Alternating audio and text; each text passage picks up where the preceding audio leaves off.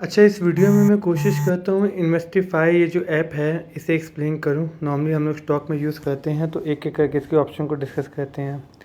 ये right hand पे top पे आप देख रहे हैं सेटिंग का ऑप्शन है, तो सबसे पहले यहाँ पे क्लिक करते हैं। यहाँ पे सबसे पहले आपका ईमेल आईडी होगा और डार्क मोड, और इसमें एक और ऑप्शन है लाइट मोड। पूरी ऐप वाइट में हो जाएगी। मैं डार्क मोड प्रेफर करता हूँ तो इसी को कंटिन्यू करते हैं। ये पासवर्ड वगैरह हो गया। अच्छा, ये ऑप्शन देखिएगा, ये लिखा है पोर्टफोलियो अपडेट। ये कहता है क्या है, मिड डे और डे एंड। अगर आप इसके ऊपर चेक इन कर देंगे, इसको ऑन कर देंगे, तो दिन के 12 बजे जब आधा दिन हो जाता है तो ये आपको बताएगा, नोटिफिकेशन भेजेगा कि आपका पोर्टफोलियो प्रॉफिट में है या लॉस में है। ठीक है। और इस पे ऑन करने से इसका बेनिफिट ये है कि मार्केट ओपन होके 12 बजे और जब मार्केट क्लोज होगी तो आपको रिपोर्ट देगा पॉजिटिव है नेगेटिव है। अगर आप चाहते हैं कि ये रिसीव ना करें नोटिफिकेशन तो इसको क्लोज़ कर दें। अच्छा, ये ऑप्शन बहुत अच्छा है बिज़नेस न्यूज़ का। आपके पास बिज़नेस न्यूज़ आएंगी, बिज़नेस आर्टिकल्स जो भी पब्लिश होते हैं।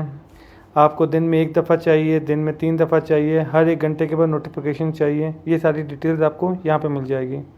मैंने थ्राइस अ डे पे चेक लगाया हुआ है। अगर आप हर घंटे देखना चाहते हो तो एवरी वर्किंग आवर पे आप चेक लगा सकते हैं।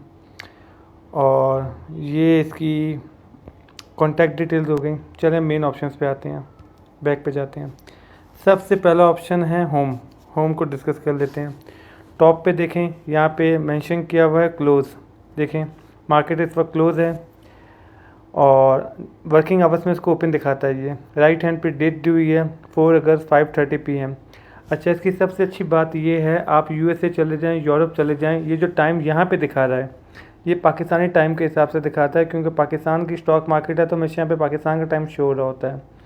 मतलब आप कहीं और किसी और कंट्री में चले जाएं तो आपका मोबाइल तो इस कंट्री का टाइम दिखा रहा होगा, पर यहाँ पे जो टाइम दिखा रहा होता है हमेशा पाकिस्तान का दिखा रहा होता है। अब क्योंकि मार्केट क्लोज़ है तो इसने यहाँ पे क्लोज़ दिखा दिया और बताया कि आज मार्केट 0.72% अप थी, 1018 पॉइंट ऊपर गई।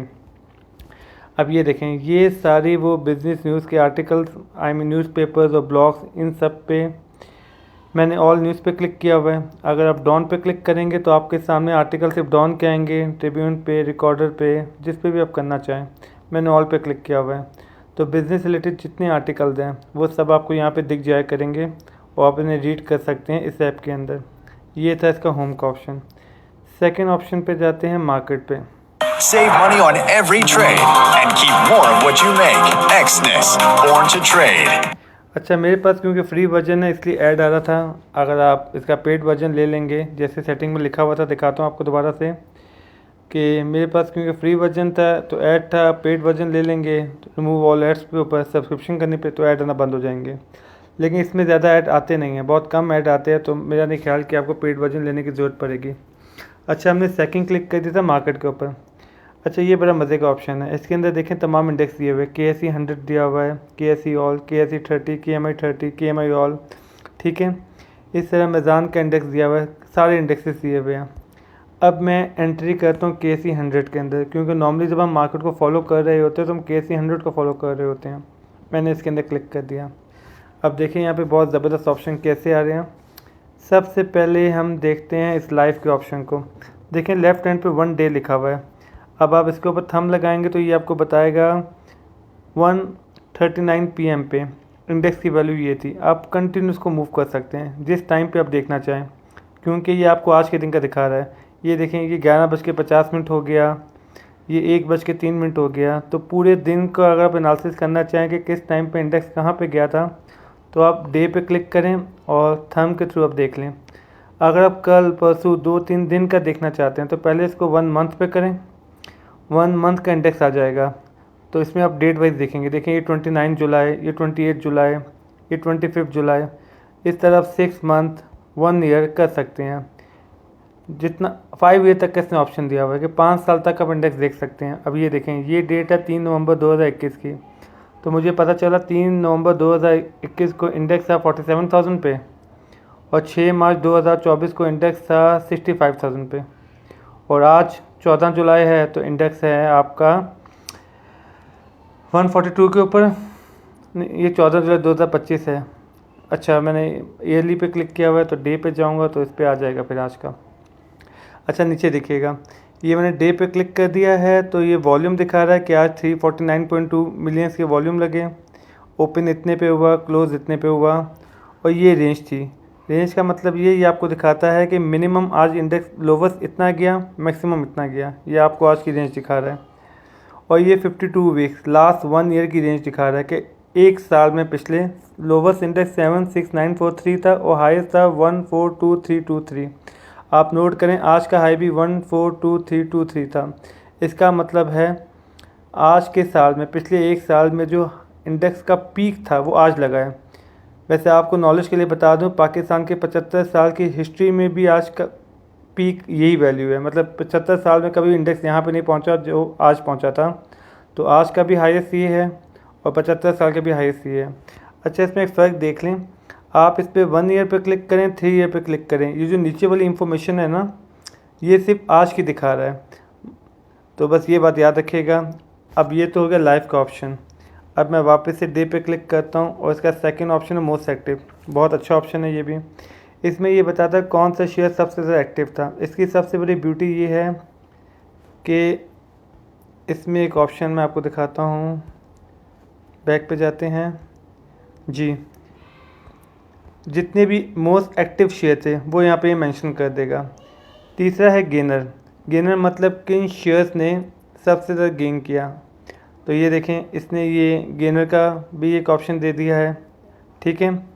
और आप किसी भी शेयर पर क्लिक करेंगे तो शेयर के अंदर आ जाएगा। इसी तरह यहाँ पे एक ऑप्शन आएगा आपके पास लूज़र का। तो आप लूज़र्स पे क्लिक कर देंगे तो ये शो करेगा कि कौन कौन सा शेयर है जिसने सबसे ज़्यादा लूज़ किया, मतलब नेगेटिव पे गया है। तो ये गेनर लूज़र तमाम ऑप्शन से यहाँ पे आपको दे देगा, ठीक है। अब आते हैं ये आखिरी ऑप्शन पे। ये सबसे अच्छा ऑप्शन है। ये आपको बताएगा KSE 100 में कौन कौन सी कंपनीज़ है, कौन कौन सी कंपनीज़ नहीं है। तो अगर आप ये जानना चाहते हैं कि ये कंपनी KSE 100 में है या नहीं, तो आपको ये लास्ट ऑप्शन पर क्लिक करना पड़ेगा। तो ये 5 ऑप्शन आपको मार्केट में आ जाएंगे। नॉर्मली सवाल ये उठता है कि हमने जानना है कि शरिया कंप्लाइंट है या शरिया कंप्लाइंट नहीं है। उसके लिए आपको क्या करना पड़ेगा, KMI ऑल, नीचे लिखा भी हुआ है, ऑल इस्लामिक शेयर इंडेक्स, इसके ऊपर क्लिक कर दें। यहाँ पे जो लास्ट ऑप्शन है यहाँ पे क्लिक कर दें तो ये तमाम कंपनीज़ के नाम अल्फ़ाबेटिकल ऑर्डर में इसने दे दिए। तो यहाँ पे आके आप देख सकते हैं कि कंपनी शरिया कंप्लाइंट है या शरिया कंप्लाइंट नहीं है। अगर इसके अंदर नाम दिया हुआ है तो शरिया कंप्लाइंट है, अदरवाइज़ नहीं है। सबसे आसान, इजी और क्विक तरीका है बानिस्बत इस पर कि आप PSX की वेबसाइट पे जाएं, इतना सर्च करें। बेहतर ये है कि आप ऐप पे जाएं और ऐप पे जाने के बाद KMI ऑल पे क्लिक कर दें और वहाँ पे आके देख लें कि ये शरिया कंप्लायंस है या नहीं। तो ये ऑप्शन थे मार्केट के, यहाँ तक तो हो गया। अब आते हैं हम किसके ऊपर, वॉच लिस्ट के ऊपर। अच्छा, आप किसी शेयर पर नज़र रखना चाहते हैं, मिसाल के तौर पर मुझे नज़र रखनी है AGP पे, तो मैंने AGP लिख दिया और AGP पे क्लिक कर दिया। जैसे ही आप यहाँ पे ऐड करेंगे तो देखिए यहाँ पे, अच्छा AGP मैंने ऑलरेडी ऐड किया हुआ है। कोई ऐसी कंपनी ऐड करते हैं जो पहले से नहीं है, हेलियन ले लेते हैं, ऐड कर दिया, देखिए यहाँ पे ऐड हो गई है। तो अब ये क्या हो रहा है, आप इस पर नज़र रख सकते हैं। मतलब आप कंटिन्यू प्राइस देखना चाहते हैं तो आप यहाँ पे वॉच लिस्ट में इसको ऐड कर दें। अच्छा, इसमें जो छोटा सा प्रॉब्लम है ना अभी तक जो मैंने नोट किया है, जो बाकी ऐप्स के अंदर है और इस ऐप के अंदर मुझे नहीं मिला, वो है पुश नोटिफिकेशन का, कि मैं इसमें अलर्ट नहीं लगा सकता। मतलब मैं अगर जैसे हिलन अभी 835 पे अभी मेरे पोर्टफोलियो में है और मैं चाहता हूँ जब ये 870 पे आ जाए तो मुझे पता चल जाए।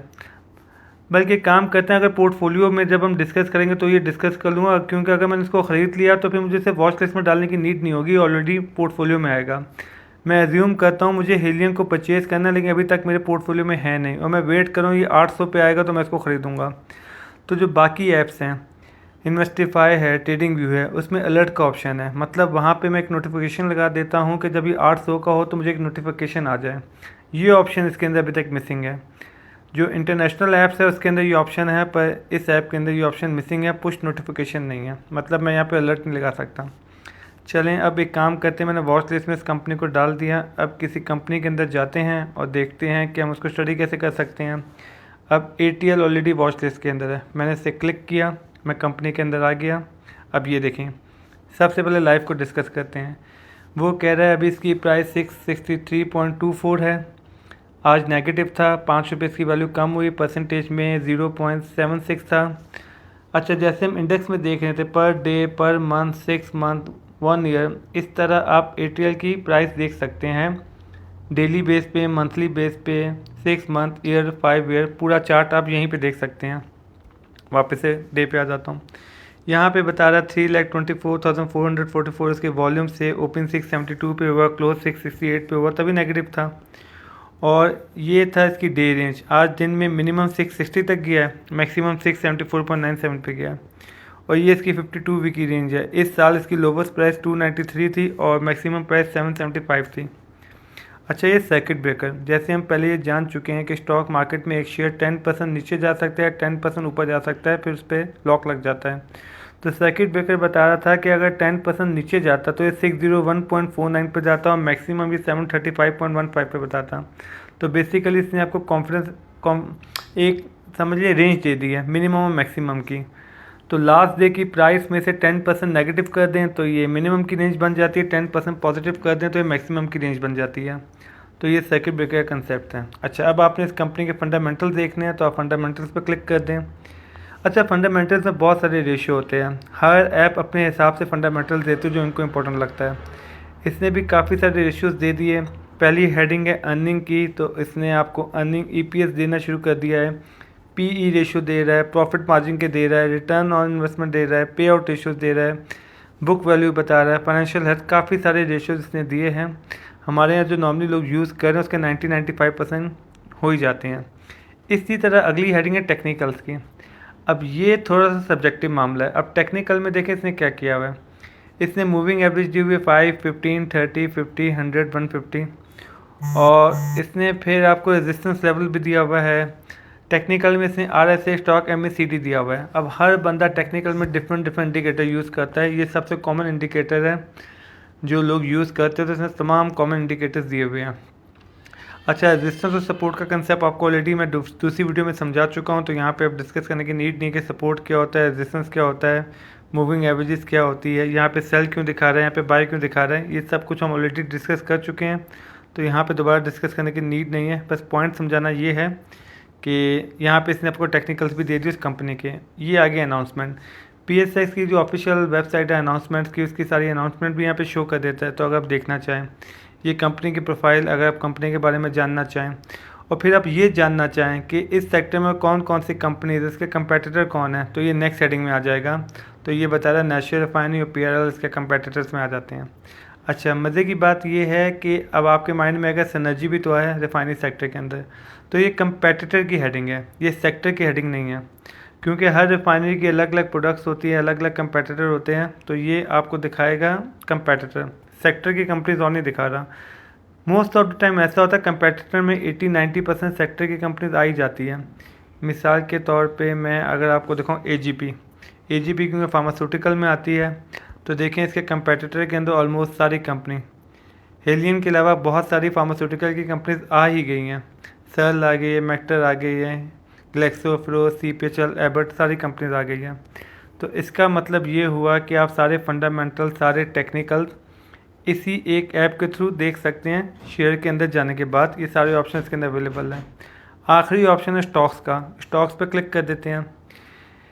ये बहुत ऑसम ऑप्शन है क्योंकि इसके अंदर असेंडिंग और डिसेंडिंग का ऑप्शन दिया हुआ है। अब देखें ये आज के दिन का है, तो मैंने इसे कहा सेक्टर वाइज बताओ। अभी मैंने ऑल सेक्टर पे क्लिक किया हुआ है। अभी ऑल सेक्टर से हटा के मैं इसे कर देता हूँ कमर्शियल बैंक्स। अब देखें सिर्फ कमर्शियल बैंक दिखा रहा है और आप कहते हैं कमर्शियल बैंक्स नहीं देखना, मुझे देखना है फार्मास्यूटिकल्स। अब देखें तमाम फार्मास्यूटिकल कंपनी दिखा रहा है। इसमें भी आप सॉर्ट भी कर सकते हैं। एक काम करता हूँ मैं ऑल सेक्टर ही कर देता हूँ। ये मैंने ऑल सेक्टर कर दिया। अब मैं कह रहा हूँ उसको सॉर्ट करो, सिंबल वाइज करते हैं पहले। तो देखें इसने अल्फ़ाबेटिकल ऑर्डर में सॉर्ट कर दिया। आप कहते हैं नहीं सिंबल वाइज नहीं करना, मुझे जो टॉप गेनर है वो सबसे ऊपर चाहिए। तो जो सबसे बड़ा गेनर है रुपीज़ में, ये उसको सबसे पहले दिखा देगा। अच्छा, आप कहते हैं रुपीज़ में नहीं, गेनर परसेंटेज वाइज चाहिए, तो जिसने सबसे ज़्यादा परसेंटेज वाइज गेन किया ये उसको शो कर देगा। अच्छा, ये दिखाएगा सिर्फ KC 100 का, ये याद रखिएगा। आपको भी दिख रहा होगा बहुत सारी कंपनीज यहाँ पे शो नहीं हो रही, इसलिए शो नहीं हो रही क्योंकि KC 100 का पार्ट नहीं है। जो KC100 का पार्ट है ये सिर्फ उसको शो करता है, बाकियों को शो नहीं करेगा। तो इसमें असेंडिंग डिसेंडिंग का ऑप्शन है जो आप यूज़ कर सकते हैं। अच्छा, लास्ट ऑप्शन है पोर्टफोलियो का। इसके अंदर हम कैसे बाय करते, कैसे सेल करते, ये भी समझ लेते हैं। अब मैं पोर्टफोलियो पे आ गया। अच्छा, ये मेरा एक पोर्टफोलियो जिसका नाम मैंने TSBL रखा हुआ है, 2 मिलियन का है। 2 मिलियन से मुराद मैंने इसका 2 मिलियन इसलिए रखा हुआ है क्योंकि मैंने इसके अंदर 2 मिलियन इन्वेस्ट किए थे। इसकी करंट वैल्यू है 7.32 मिलियन और ये मुझे डेली रिपोर्ट दिखाता है। जैसे वो दिखाता है कि आज के दिन आपका जो नेट लॉस हुआ है 6000 का हुआ है और नीचे उसका ब्रेकअप दिया हुआ है कि ईफर्ट में आपको इतना लॉस हुआ, मैदान बैंक में इतना हुआ, सल में इतना प्रॉफिट हुआ। जब आप इस सब की एवरेज निकालेंगे तो ये -6844 ही बनेगा। अच्छा, ये मेरे पोर्टफोलियो के शेयर्स हैं।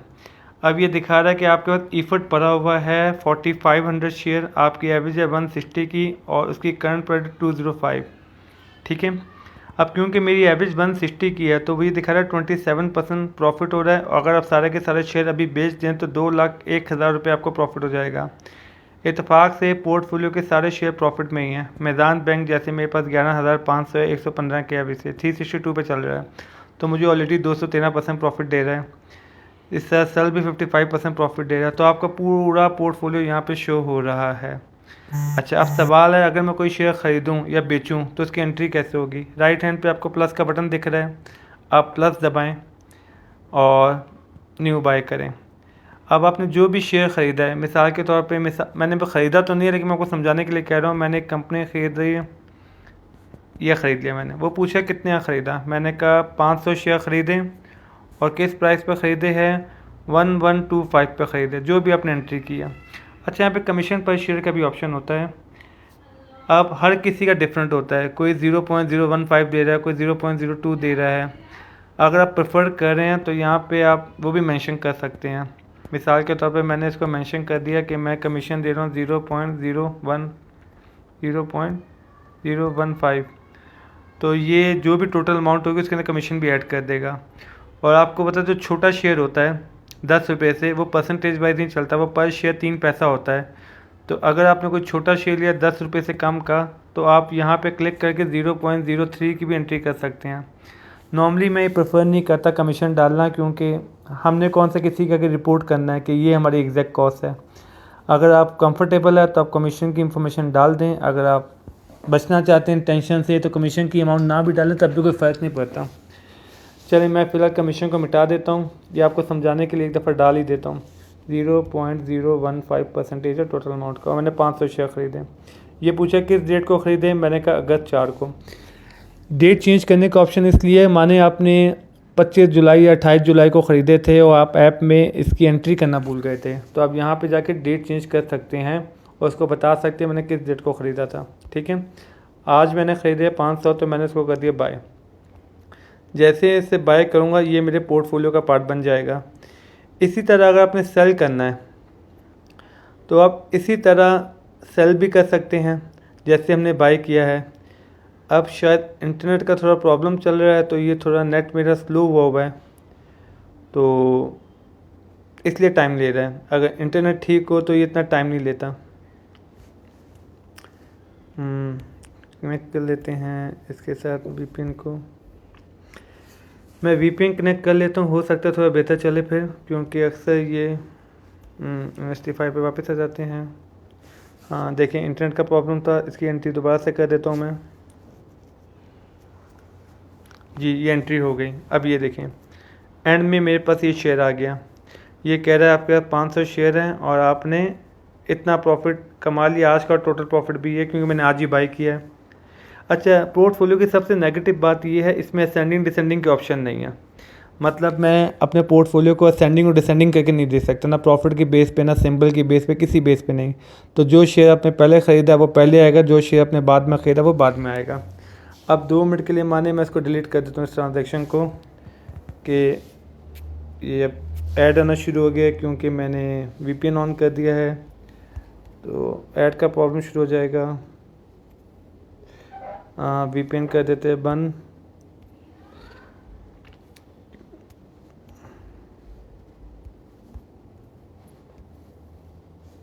वापस आ गया इसके ऊपर। तो अब इस ट्रांजैक्शन को मैं कर देता हूँ डिलीट। तो आप इसे डिलीट भी कर सकते हैं। कैसे? यहाँ पे क्लिक किया मैंने और उसको डिलीट कर दिया मैंने कि भाई ये ट्रांजैक्शन नहीं थी, गलत ट्रांजैक्शन थी, तो मैंने उसको डिलीट कर दिया। अच्छा, अब इसमें कुछ पॉजिटिव चीज़ें भी हैं, वो भी मैं आपको शो कर देता हूँ। क्योंकि आपको पता है स्टॉक मार्केट फीफो पे चल रही होती है। अब मैं गया मेज़ान, बल्कि मुझे सेल करना दिखाना था आपको। पहले इस प्लस पे क्लिक किया, देखें जैसे न्यू बाय था वैसे न्यू सेल भी है। आप न्यू सेल पे जाएं। अब जैसे मिसाल के तौर पे मैंने मेज़ान बैंक को शेयर किया, सेल किया 1000 शेयर। किस प्राइस पे किया आपने सेल? यहाँ पे प्राइस लिखें, डेट डालें, जैसे ही सेल दबाऊंगा सेल ट्रांजैक्शन हो जाएगी और मेरे पोर्टफोलियो के टोटल शेयर की क्वांटिटी भी कम हो जाएगी। मैं अभी सेल कर नहीं रहा क्योंकि मैंने आज सेल किया ही नहीं है, तो खामा में ट्रांजैक्शन कर देगा। तो ये मैंने आपको बायो सेल दिखा दिया। इसके अलावा अगर आपको कोई कंपनी डिविडेंड देती है तो आप प्लस करके यहाँ पे डिविडेंड भी ऐड कर सकते हैं कि इस कंपनी ने मुझे डिविडेंड दिया है, तो ये पूरा डेटाबेस मेंटेन करता रहेगा। अब आपको दिखाता हूँ इसका बेनिफिट क्या है। अब जैसे मैं मेज़ान बैंक के अंदर एंटर हुआ तो ये मुझे मेज़ान बैंक के दिखा रहा है सारी डिटेल्स कि ये बाय ट्रांजेक्शन दिखा रहा है कि देखें आप अभी जो आपके पास शेयर है टोटल, जैसे मेरे पास शेयर है 11,500, तो उसका ब्रेकअप दिखाएगा कि 1 नवंबर 2023 को 9,950 शेयर आपने इतने के लिए, 29 नवंबर को इतने के लिए। ये सारी ट्रांजैक्शन दिखा रहा है उन शेयर्स की जो मेरे पास अभी पड़े हुए हैं।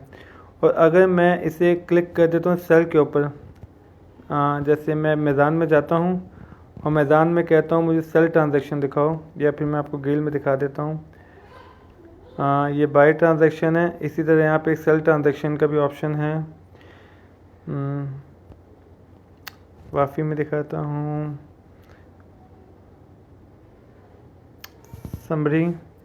समरी में तो ये बता देगा टोटल प्रॉफिट कितना है, करंट प्रॉफिट कितना है, प्रीवियस प्रॉफिट कितना है। मैं ज़रा इसका ढूंढ लूँ,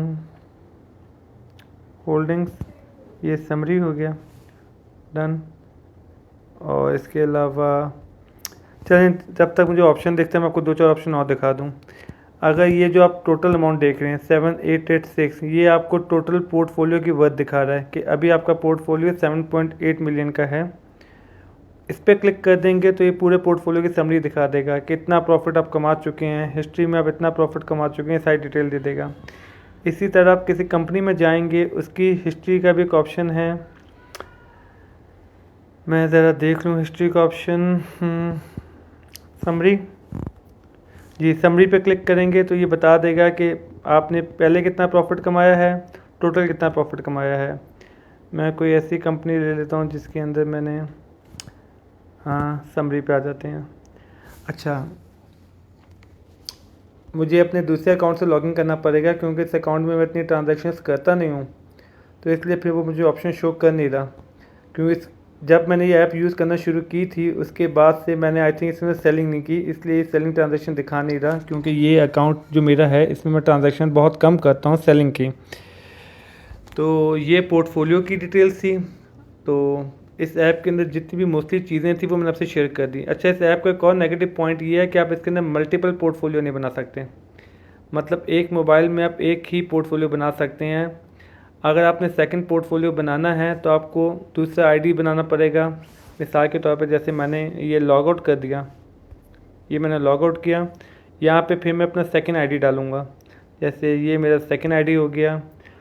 अब सेकंड आईडी से लॉगिन करूँगा वो अलग पोर्टफोलियो होगा। तो अगर आपने 10 पोर्टफोलियो चलाने हैं तो आपको 10 आईडीज़ बनानी पड़ेगी और 10 दफ़ा ये अलग अलग लॉगिन करना पड़ेगा।